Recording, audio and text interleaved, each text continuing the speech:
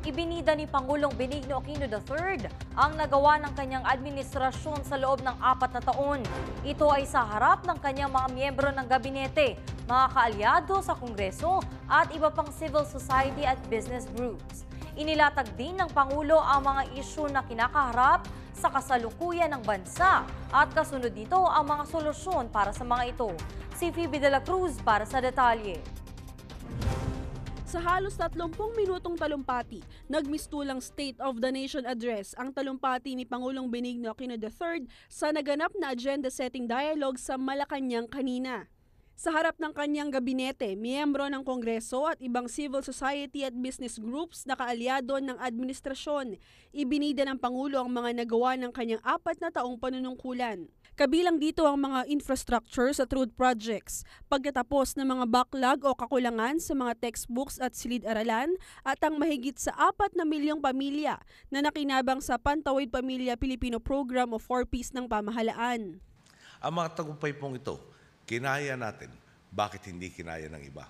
Hindi lang natin ginawa ang dapat gawin, nilagpasan pa natin ito. Hindi lang po natin ginawang posible ang imposible, ginawa pa nating normal at maaasahan ang mga tagumpay. Kasunod nito ay inilatag ng Pangulo ang ilang mga isyong pinagtutuunan daw ng pansin ng pamahalaan at ang mga solusyon at direktiba ng Pangulo upang matugunan ang mga ito sa lalong madaling panahon.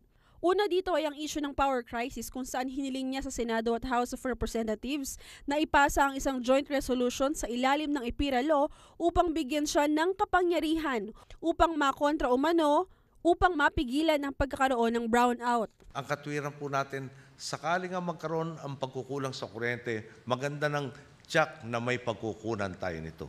Kaysa asa na lang tayo na sana may makunan tayo kapag nagkakaproblema. Binigyang pansin din ng Pangulo ang isyu ng port congestion at matinding daloy ng trapiko sa Maynila.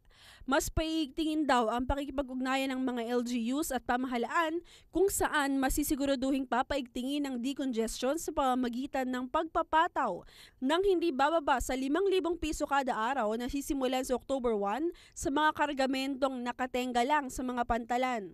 Sa isyu naman ng MRT, sinigurado ng Pangulo ang pagdating ng 48 mga bagong bagon, pati ang pag-upgrade ng power system ng nasabing mass transport. Ayusin din ang bagong signal system upang maging mas madalas ang paglapag sa istasyon ng mga tren at mas ligtas ang biyahe nitong mga tren ito. Ang ibig sabihin, mas maraming makakasakay araw-araw at maiibsan ang pagsisiksikan sa mga tren. Sabay-sabay po natin ginagawa ang mga ito kasamang iba pang pangangailangan tulad ng automatic fare collection system para mabawasan ang panahong inilalagay ng pasahero sa pila. Samantala, bago matapos ang kanyang talumpati, nagpasaring ang Pangulo sa mga nagbabalak daw tumakbo sa susunod na halalan at maagang namumulitika. Ngunit lagi lang naman daw kontra sa ginagawang reforma ng kanyang administrasyon. Kung sabihin naman nila, sang-ayon sila sa mga ito at pakay din nilang arugayin ng ating mga boss. Ang magiging tanong ko po sa kanila, bakit hindi namin kayo nakasama kung sang-ayon kayo? Bakit pinipili ninyong sumalungat sa aming ipinaglalaban kaysa sumama na lang kayo at makiambag sa positibong transformasyon ng lipunan? Ako ang inyong kaibigan, Phoebe de la Cruz para sa Newslight.